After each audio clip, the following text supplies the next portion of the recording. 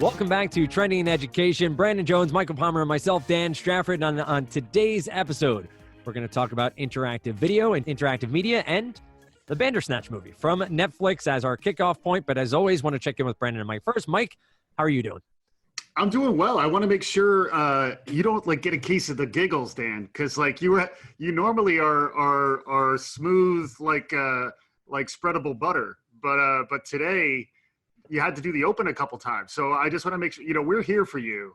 Is what I want to let you know. And if this were like an interactive podcast, right? Right now you could choose. We all get a case of the giggles. And then the whole show is going to go off the rails, but it's not that. Nope. We're talking about Bandersnatch. I'm doing well. I'm still early daddy zone in my mind, but yeah, the media stuff. Netflix also raising their price. True. Interestingly, so maybe we'll get more interactive video to justify the 10 to 15% price hike. But no, I'm doing good. Excited for this conversation. And you look at the price hike, mainly attributed, they said, to password sharing. So that's another road to go down, obviously, from a media consumption perspective at some point on this podcast. Brandon, how are you? I'm well. I guess it depends on which ending of me you get. Sure. We'll tell you how well I'm doing. But I'm excited. I like this. Not just Bandersnatch, although I'm excited to talk about the actual media experience that is Bandersnatch, but about this interactive media genre and where I see some of this going and what we're going to learn along the way. Yeah, I think we'll obviously hit on the education purposes here, choose your own adventure style learning and how that may play and what media is out there. And even as a learning company ourselves, what we have on the horizon. Also should make mention that Choose Your Own Adventure, the publisher, has sued Netflix over this movie, Bandersnatch, for $25 million or for all the profits, which I find a very interesting change in the language there. But they have said that it hurts their brand. Now, Netflix never used the Choose Your Own Adventure brand in marketing, but they do mention it, Mike, a couple of times in the movie itself.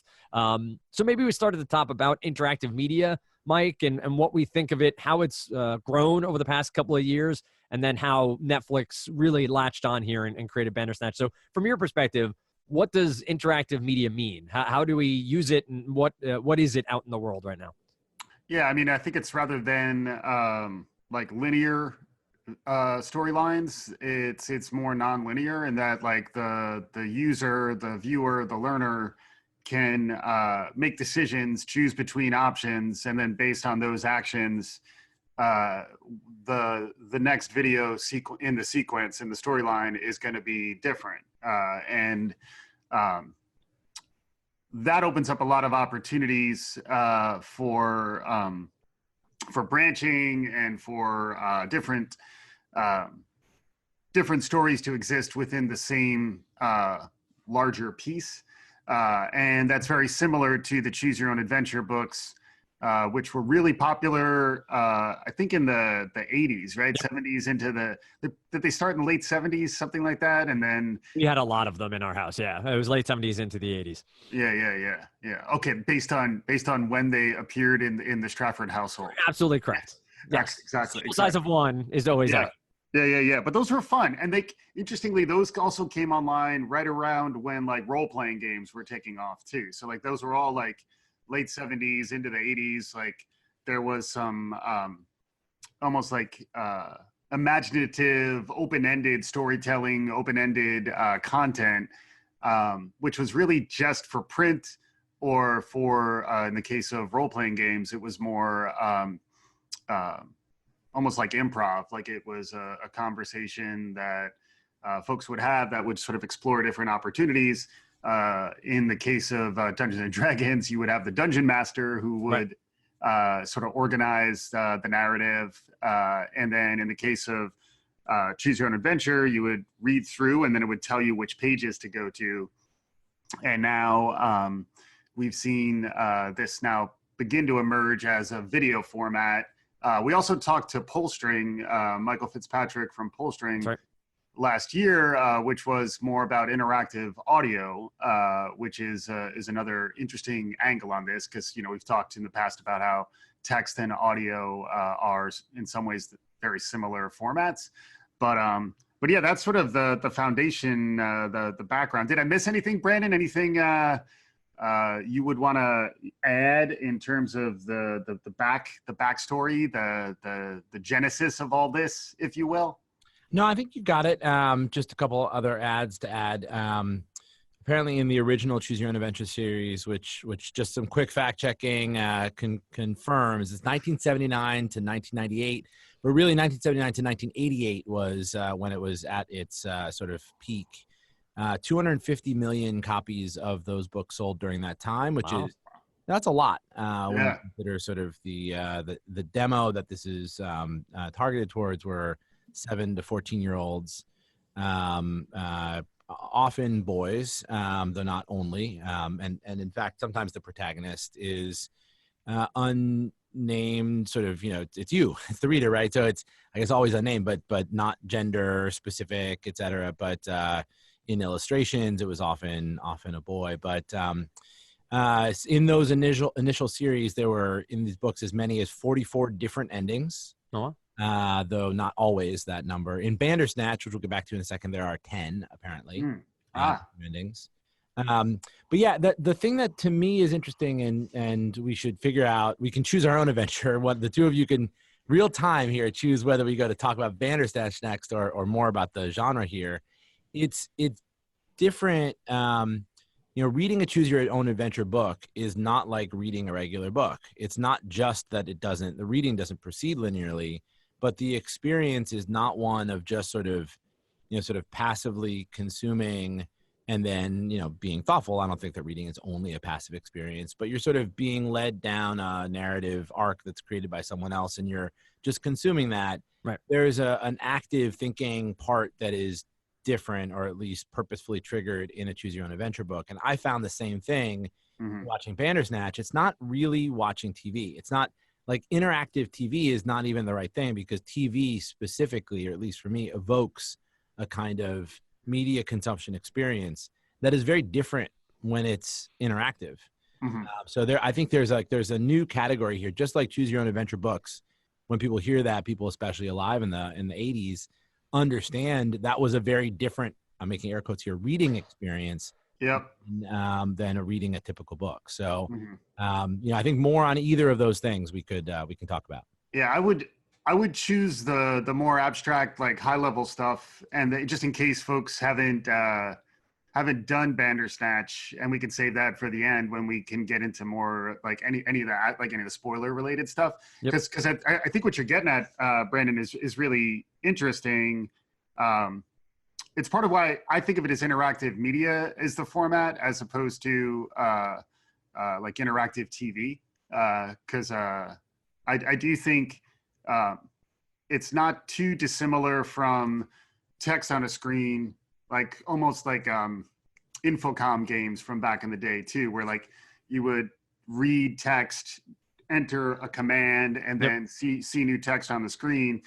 That also, in a way, is interactive media. And I would almost argue, although I don't know if I'm ready to get there, I'd almost argue that the Choose Your Own Adventure books are interactive media. And then I would agree. Media format is print. But that's that I think is an interesting idea. And then obviously when you start thinking about that idea as it relates to learning, opens up a lot of interesting conversations around instructional design and engagement, particularly in a world where people are multitasking all the time. To be forced to drive the action, right? You can't really tune out. The story stops when you tune out. Although it was interesting in Bandersnatch, more in the abstract level, that it's almost time-based, where like you make the decision, and if you don't make the move fast enough, the move gets made for you. I thought that was interesting too, because that does analogize more to standardized test taking, where like the clock's ticking, and in some ways, the decision velocity in some ways is almost as important as making the right decision. Like if you take too long to make a decision, it's actually problematic. But yeah, there's a lot to dig into in terms of interactive media and its implications for learning, its implications for entertainment. But I would say maybe I would vote. This is a linear thing, but I would opt for let's stay on that first, and then get Frumious. Get Frumious at the end. Yeah, I think let's do that. That sounds good. Just the experience I had, and we'll save the actual talk about the content until later. But it was one where I knew what it was, so I wasn't like surprised when I had this experience. But I sat down for what was a TV watching, Netflix watching session, and was dissatisfied with my experience because I had to lean in the process in a way that I wouldn't if I were just watching a movie. And so, although like from a learning and education and podcast co-host perspective, I was really activated by the media format. It was a less pleasant experience from what I was expecting. Mm-hmm. So that's where I think this is such a different category, interactive media, that I'm imagining if Netflix continues to, and I imagine they will, because I think there's an interesting conversation to have about Netflix and big data and et cetera here. But I imagine this is like in a different. They're going to need to call these kinds of experiences out differently, maybe using different language. Et cetera. Brandon, how did you watch? Like, did you watch on what device did you watch on? I watched through my PS4 on my TV. Because I watched on my computer, and I watched. So I was clicking with my mouse, which I think was probably a better experience than using a controller or a Roku remote or something along those lines. I don't know because I didn't watch in both places, but I had sort of the sense of interacting with my computer while watching it, like that I was using a computer program as opposed to watching TV, as opposed to that. So yeah, that's interesting. The thing that I thought was interesting about the experience I had, so the PS4 controller, PlayStation 4 controller has like a rumble pack, I think they call it. Yep. And so what's interesting is I think specifically for the genre of this particular movie, which was a thriller, let's call it. Yeah, right. It probably put it in some other categories too, but that was additive because you didn't know when these interactive points, these decision points, these branches were going to come up, and all of a sudden you got this rumble in the jungle there. You got like this rumble pack like rumbling on. It was sitting on the couch next to me, but you could feel it. There was like a haptic experience along with the visual one. So yeah, I get it. It was. I could see how watching it on a computer would make it feel like, oh, this is an interactive thing that I'm engaging with, just like I do on my computer all the time, versus the TV as thing delivering this. But that was interesting too. I think okay, Mike. Well, yeah. Interestingly for us, like our Apple TV wasn't interactive, so it was linear if we did it through the Apple TV. So we wound up, casting to the TV from Robin's laptop, where she was driving the interaction that way. But I liked where you guys were going too. Just it reminds me of the concept of contextual inquiry around user research, where like depending on the context, the way you're sort of anchored with, like if it's on your PS4, you're thinking of it as like a gaming experience. But if it's more on your smart TV, it's more like a media experience. Right. Although I think, Brandon, if I remember right, you were saying you watch like Netflix and stuff through your PS4 as well, right? Yeah, yeah, exactly. So like maybe it is a little. There's just a lot to understand around that too, because now like so much is open that the user will almost find her path to get to the interactive experience, or I guess you could just watch it linearly, which I didn't do either. What.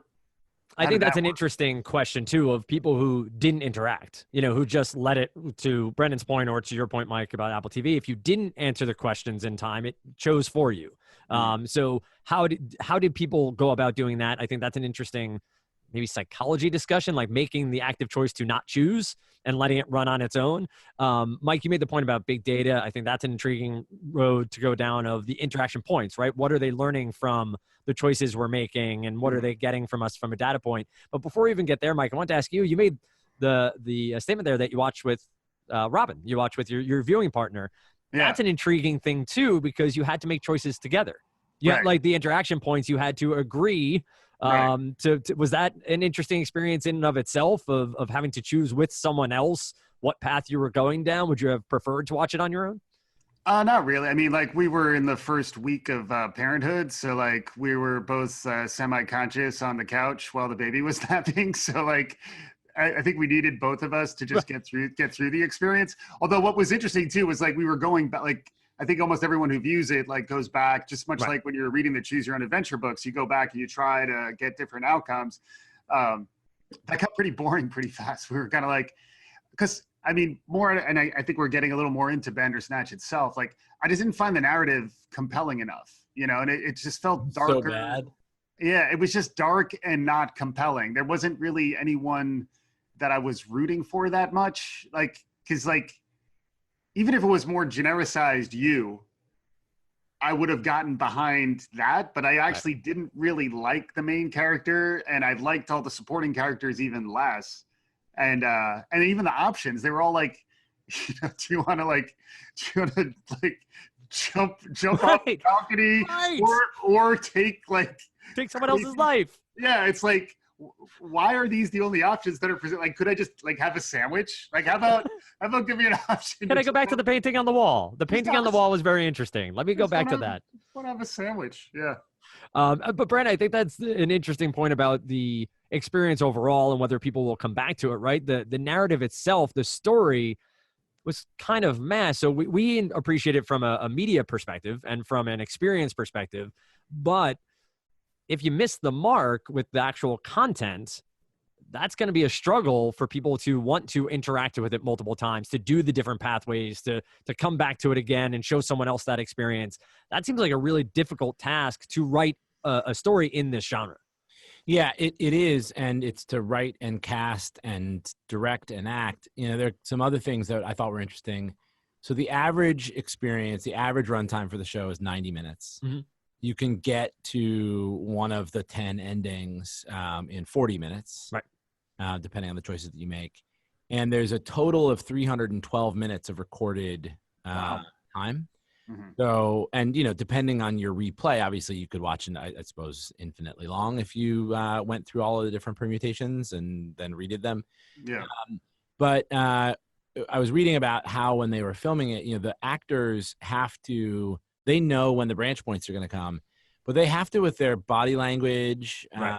You know, they have to not signal which choice is going to be made before that actual choice point. And so that's hard. And when you think about content production, and there's a Kaplan thing in here that I would talk about at some point. We have a product called Interact, where it's a series of essentially branches. And we have the same sort of thing. Like, you have to produce something that for any given student will take X time to run through. You have to produce, you know, 4 or 5X that amount of content so that you can cover all those different branches. And so when you think about, you know, casting or directing, producing, especially this movie, and the budget, it's 4X, almost 4X the size of a regular movie, even though its experience is 1X. And so got to get the person who's going to be able to make the right faces. You got to get have a cast that's compelling enough to go back and watch multiple different times. I would agree, Mike, with your point in this specific movie. I wasn't in love with the protagonist's story. So, those are big implications for if you're going to try to make an interactive media experience like this, is what you're committing to on the front end, on the production end. Yeah, I like where you're going. Also around big data and like the information exchange that happens with each interaction, where like in some ways the learner or the user is providing their information by engaging. Yep. And in exchange, they should be given value. And I just think when you're watching Bandersnatch for the 12th time and you still don't like it, like, you're not actually getting a lot of additional value from that exchange. But that's also because, like, I don't know if there were learning objectives around each interaction point where, like, we want to help the learner reach this insight or understand this concept, and then we're going to assess whether she did or didn't, and then deliver different instruction based on how they responded. I think the learning exchange is a more natural one where, like, I think you actually are providing different types of information based on what the learner is exposing about where she actually is engaging with the content. So, like, I agree with you on the production cost side, particularly for interactive entertainment media. But I think interactive learning media really has been around for quite some time, going back to the old CD-ROM days. But it's interesting to see how, as these formats mature in like the entertainment media and gaming, how we can start to explore leveraging those platforms and capabilities for learning products like the Interact products that you're describing, Brandon, which really are they deliver on this, and I think it's that same idea too, where, like, if the viewing experience is a lean in some ways learning has to be that, you know. Right. So, like, if you expect to just turn the learning engine on and just watch it for, 12 hours and come out meaningfully better, you're not going to get as much out of it as if those 12 hours were broken up into 3 to 5 minute chunks, and then you're actually sort of charting your own path through what's been designed for you. That's why this stuff does really get me excited. That and the Lewis Carroll angle, obviously, but yeah. Yeah, I thought it was interesting. They end up having to use Twine, I guess, was a video game construction product, instead of just storyboarding it, because they had so many of these branches. To keep them all straight, they had to use something that would be more typically applied in another industry. And I think the same sort of thing. I mean, we use an Adobe product, but to build Interact. I think the thing that's interesting for me with Interact is because it's video. There's video of the instructors on your screen, like Stefan and Colin or whomever from Bandersnatch. Like, you are I mean, you're not getting them to jump off of a balcony, thankfully, but your inputs are then yielding different video outcomes, which I think is interesting and interesting clarity. I would totally agree. Like, learning, which obviously is what we care about, at least as much as, and arguably more than, entertainment. Although entertainment is real good, but the learning side is ripe for this kind of lean in engagement, right? Interaction, and that I think the exchange of information and value, Mike, that you laid out is really right on. A learner, especially who shows where she is relative to the content, can get content delivered back to her that is specific to her ability. That's a real clear value exchange. It's maybe less clear in Bandersnatch. There was a couple times when I guess you got to choose a soundtrack. So like that was nice. Like, you're choosing also between Frosties and with Sugar Puffs or whatever. Like that's only sort of interesting, but the getting your own music to it is pretty cool. It was enjoyable. The Thompson Twins was one of the choices. I remember that at the beginning. It's funny after Hold Me Now, right? Yep. I mean, yeah. It was interesting that it was set in the early 80s too, as Mike, you just said, when the choose your own adventure craze the real height of it was happening. So I think a nod there. We can talk a little bit more about Bandersnatch in a little bit. I wanted to ask you, Brandon, about the lean in aspect. You said it was a less it wasn't as good an experience for you from a media consumption perspective, because you sat down wanting to watch television, a broadcast model. You get to consume by watching, and you sort of are sitting. Mike, you were just talking about the interactive points of learning. So, Brandon, do you see interactive media in this way as a improvement upon linear video instruction to a user? Does it force maybe a little bit more attention and a little bit more leaning in that may not happen in a linear aspect of watching a lecture and then trying to retain the knowledge? Yeah, I don't know. So it depends on what the job to be done is, right? So if the job to be done for me for most television and television like movie, et cetera, Netflix consumption is to let me just chill, Yep. right? So and not the television consumption and chill. I mean, just like to let me relax. It is Netflix. I mean, Yeah, I see what I did there. But like, to let me have an experience where I can be leaned back, I can right. consuming a broadcast model. So, was Bandersnatch or the like better for me in that way? No, it didn't do as well the job I had hired it to do. I hired that TV program to let me have a certain kind of posture relative to the media, and Bandersnatch didn't let me do that. I also felt like I know that it would choose for me if I didn't choose. I was incapable of letting it choose for me, so that may speak about something about me.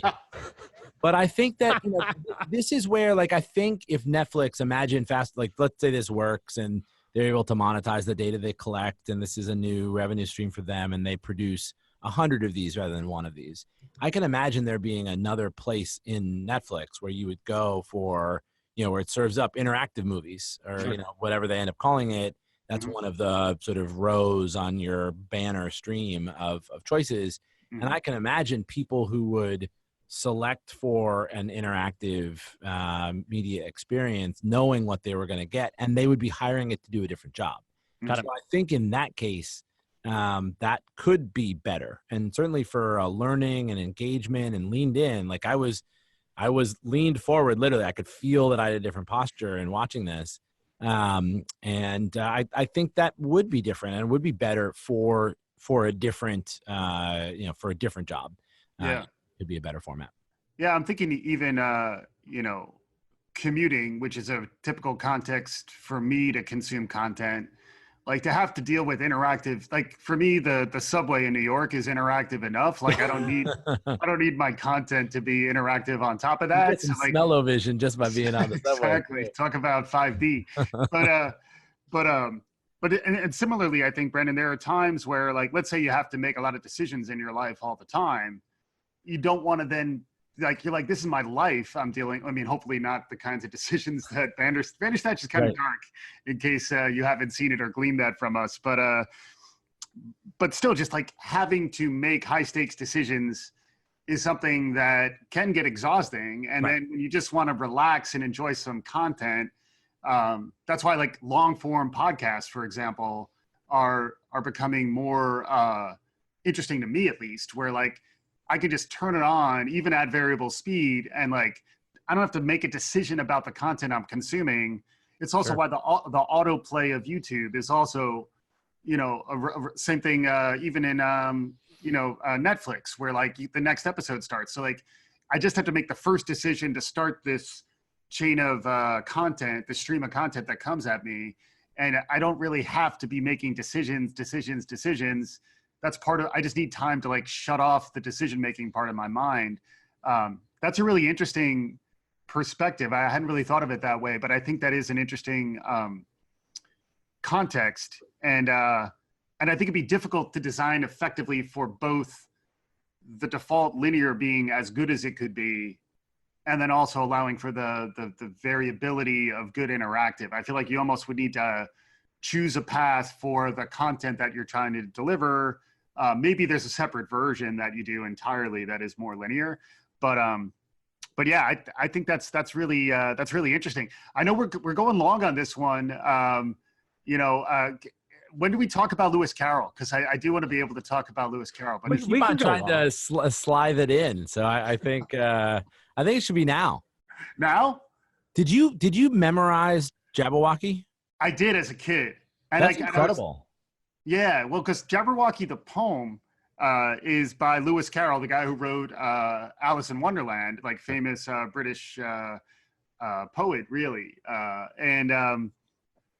Yeah, so I loved it because Jabberwocky is famous for him just inventing words, so he wrote a lot of his stuff for his, I think, his niece, Alice, right? Like, he had like he was basically children's stories, but, like, he wanted to just have fun while writing the poem Jabberwocky. And a large proportion of the words in Jabberwocky are made up. And many of them since Jabberwocky have now become words. So like Jabberwocky invented a ton of words, like chortle, galumph, I think is now a word. There's probably words in there that mimsy should be a word, right? It sounds like whimsy. I think like, yes, but it's yeah. I agree. It's very interesting. He was also I know him as Charles Lutwidge Dodson. Oh. So I don't. That's Dodgson. Make sure that I enunciate that well. I don't know who this Lewis Carroll is that you're talking about. Nom de plume, but Yes. he was a mathematician too, right? So like that, I think that's present in his literally wordplay, nonsensical fashion. Yeah. That comes out too. Right. So can I try to recite it from memory? I haven't gone back and memorized it yet. Ready? I'm intrigued. Yes, go for it. And can someone fact check me, because I'm probably going to get them wrong. Yeah, just so our listeners know, Mike is just definitely reading from a screen right now. So he's gonna like there's gonna be times when he's gonna pause to see like as if he's trying to recall it, but he's just straight reading from a screen. But go ahead. One other quick note on Jabberwocky. Monty Python made a film called I think it was Jabberwock or maybe Jabberwocky, yeah, right. but another one too. So like while you're in the whole genre, so 'twas Brillig and the Slathy Toves did Gyre and Gimble in the Wabe. All mimsy were the Borogroves and the Mome Rats outgrabe. Beware the Jabberwock, my son, the jaws that bite, the claws that catch. Beware the Jub bird and shun the frumious Bandersnatch. He took his Vorpal sword. That's jumping ahead. Is that right? He took his Vorpal sword? That's right. Okay. He took his Vorpal sword in hand. Long time the Manxome foe he sought. So rested he by the Tum-Tum tree and stood a while in thought. And as in uffish thought he stood, the Jabberwock with eyes of flame came whiffling through the Tolgy wood and burgled as it came. 1, 2, through and through. His Vorpal blade went snicker snatch. I don't know. He left it. You're good. You're good. Keep going. He left it dead, and with its head, he went galumphing back. And then what happens? I know. And hast thou slain? And hast thou slain the Jabberwock, my son? Oh, Frabjous day, Calloo Calais. No, am I totally off? Yeah, right? Come to my arms, my Beamish son. My Beamish boy. Boy, Beamish is another wonderful word. All right, this is or Frabjous day, Calloo Calais, he chortled in his joy. Yeah. And then the last stanza, 'Twas Brillig again? Yep. Yeah. So I'm going to just honor code, but I wasn't reading that. And I remember reciting that. It was probably like 7th grade or so. But like, pretty good. It's good. Yeah. Good recall. Yeah. Still in there. But I feel like, I didn't know you as a 7th grader, but I have as a younger adult and less young adult. And I think that the wordplay, yes, that's something that you like. I like that too, and like that you like it. I like that about you. I can see how like 7th grade Mike Palmer. Oh my God. With his corduroy pants that you've made the sounds of what it sounded like when you would walk, could really like that was your Jabberwock as you in your corduroy pants. And that was probably when I was reading Choose Your Own Adventures back then. And if they had, and I was playing Dungeons and Dragons, and if they had a Jabberwocky Choose Your Own Adventure, I would totally do it. Plus like Choose Your Own Adventure, they should just make interactive media, right? I mean, wouldn't people eat that up? I mean, just it's surprising. Yeah, it's surprising they're not. As you guys were talking about, it's something I've done recently. I don't know if you've ever participated in Escape the Room, the game. Almost struck me as a little bit of a choose your my life, Dan. A little bit of a choose your own adventure. Obviously, there's a linear way out, but you can jump from certain sections in certain iterations of it. So almost a real life example of it. We have run a little long here. We haven't talked a ton about the movie itself, other than I think all three of us agree that the content itself was not all that appealing. I did appreciate, and talked to Mike about this before it started, Brandon, appreciate sort of the fourth wall breaking where they talked about being in control and not feeling as though you're making your own choices. And then there is a very specific Netflix moment in it where you can make certain choices to have Netflix appear in the process. It just got too much for me. Like, it got to a point where it was almost, that felt like the only reason they made the movie was to make these jokes. Any other content or movie reviews here for you, Brandon, or thoughts on maybe what could be better about this sort of medium moving forward? Yeah, it's hard to say. The Netflix, the breaking the fourth wall, and the Netflix as in control of the character moment was pretty polarizing. Some people really liked that, and some people really didn't like that. Yep. So I thought that was interesting.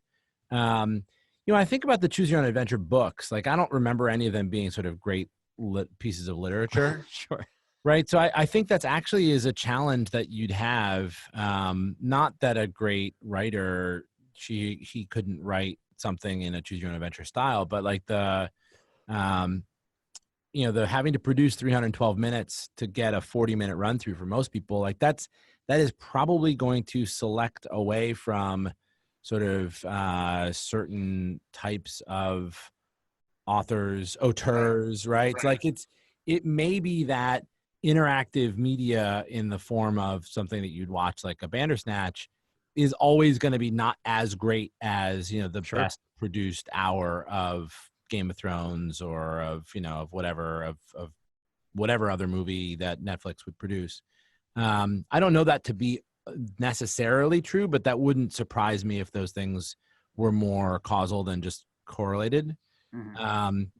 Yeah, I liked it. That's the other thing. I think that the protagonist is more important maybe in this than in any other kind of experience. You talked about it in Choose Your Own Adventure books. It's you, and you like you.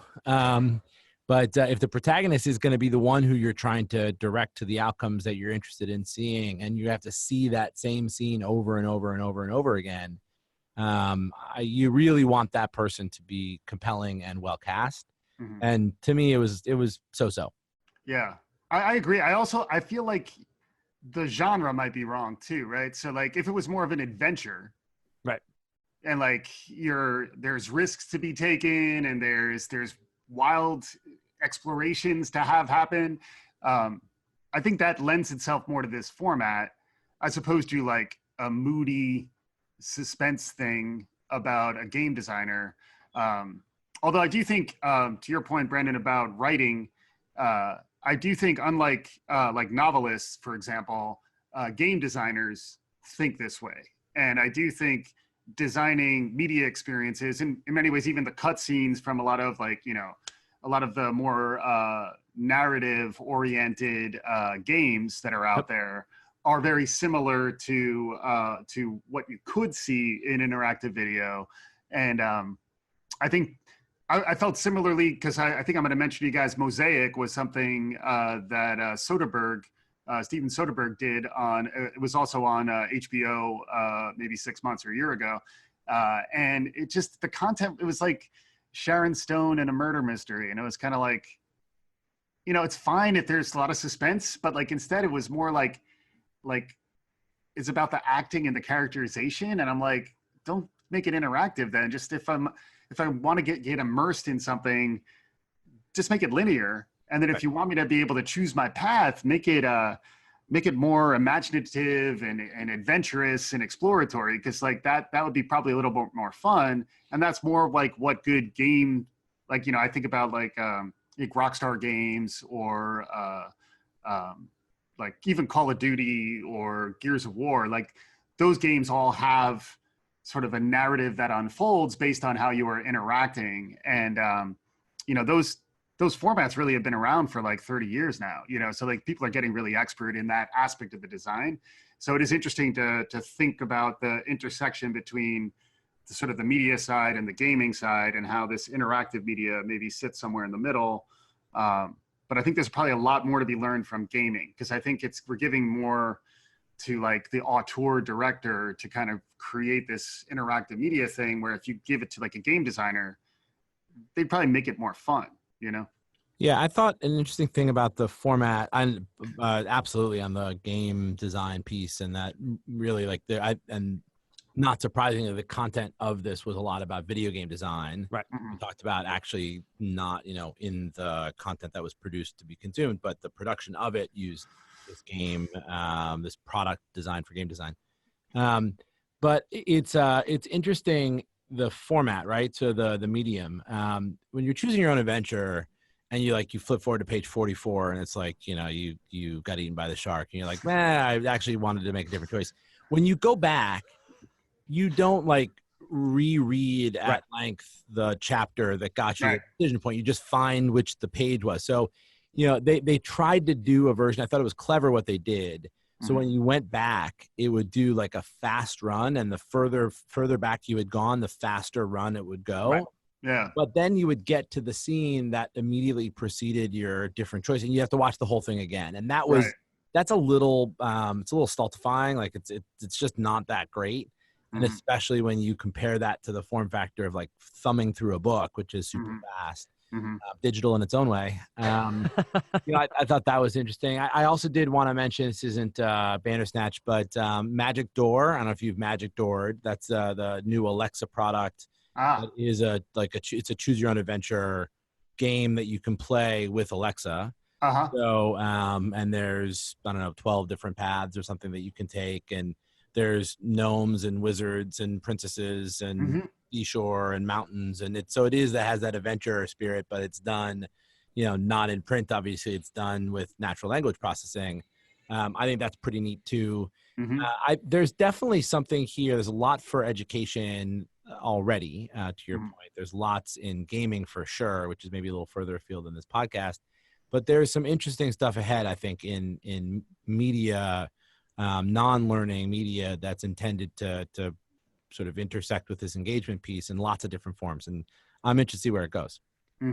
I think one other place this will intersect with eventually is AR, VR. So augmented and virtual reality. How do those fit in with choose your own adventure? And to Mike's point, I think it's a great point about the gaming aspect, like game designers and sort of the open ecosystem you see in a lot of gaming now, no longer finite. You can sort of just have this ongoing game. How does that play here as well? A great discussion, one that did run a little longer and probably stayed a further away from the movie itself. I would also say it's interesting to see Black Mirror do this, because they've been so good with so much that this feels like a little disjointed for them, a little bit off the beaten path. I know they tried to make it that suspenseful sort of cyber stuff and all that. I just didn't think it hit the mark from their brand and sort of the way they've been doing their show. But intrigued to see what Black Mirror has in the future as well, as they continue to talk about digital and data and all of those different things.